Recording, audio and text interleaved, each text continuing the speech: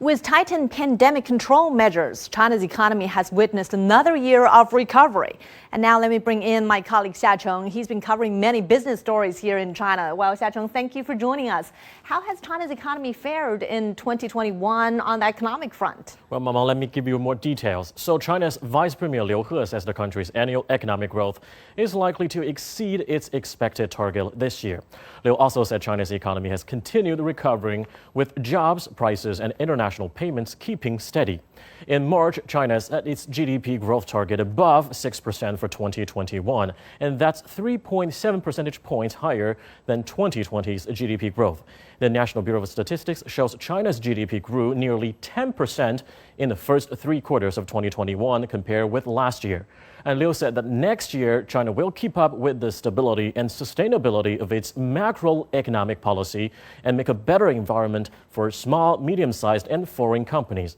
Liu added that China will more quickly develop the dual circulation paradigm focused on the domestic economy. In 2021, China introduced the digital yuan to fight currency volatility and enacted a new anti-monopoly law. The new anti-monopoly law is there with a few purposes. 1, making the market fairer. 2, preventing certain companies from monopolizing the market resources. For small companies, China launched a new stock bourse in Beijing to help more small and medium-sized companies get listed more easily. China's Academy of Social Sciences recommends the country's growth target should be set above 5% for 2022. China vows to double the size of the economy from 2020 levels by 2035. If we do the math here, that means China must grow 4.7% on average every year over the next 14 years. Now, as countries develop, their economic growth tends to slow down, so rates are expected to be even higher earlier on. As someone who keeps their ear to the ground, there's 3 things I think we should keep our eye on. And they are the property market, small companies, and green development. So let's talk about the property sector. Beijing has previously relied on stimulating property construction to revive growth. But for officials, that option is now off the table. Top officials have affirmed their commitment to controlling the property sector, nearly a quarter of China's economic output. In finance, China started a new stock exchange in Beijing to allow more small companies to go public. And finally, 2022 will put China 1 year closer to its 2030 carbon peak deadline. We will see how specific policies aim to make growth greener. That's the year-end reflection of China's economy. Back over to you, Mama. Well, pretty eventful year in 2021. Exactly. Thank you so much for walking us through the highlights.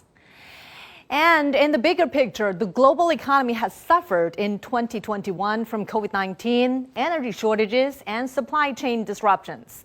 But China's foreign trade continued strong growth. CGTN's Gao Ang looks back over the year.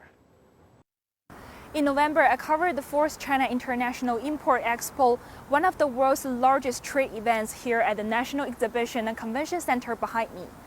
Nearly 3,000 companies from over 100 countries and regions took part. $70 billion worth of tentative deals were agreed.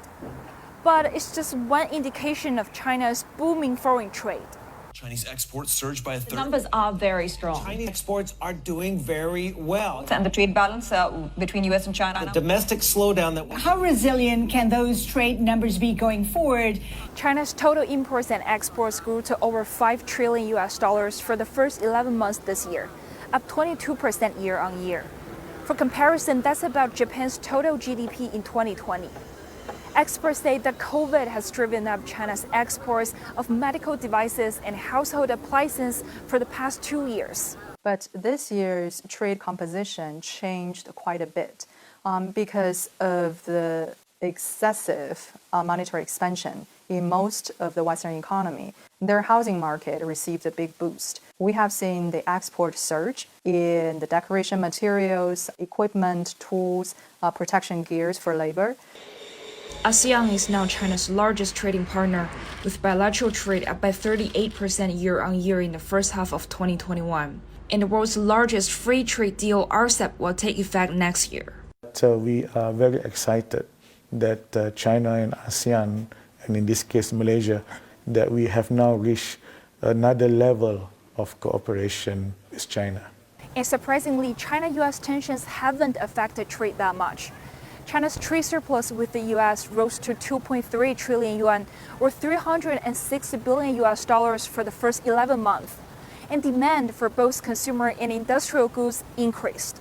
The only uncertainty now is whether the U.S. will eliminate the tariffs imposed for China's imports, which I think is highly likely. This year marked the 20th anniversary of China's accession to the WTO. According to data from the UN, China's share of global trade increased to nearly 15% in 2020. If we look at the fundamentals in China's economy, eventually it has to shift back to consumption as its main economic driver rather than export. And while shipping cost still remains a big challenge among many uncertainties, analysts are still optimistic about China's foreign trade in the year to come. 高昂 CGTN 上海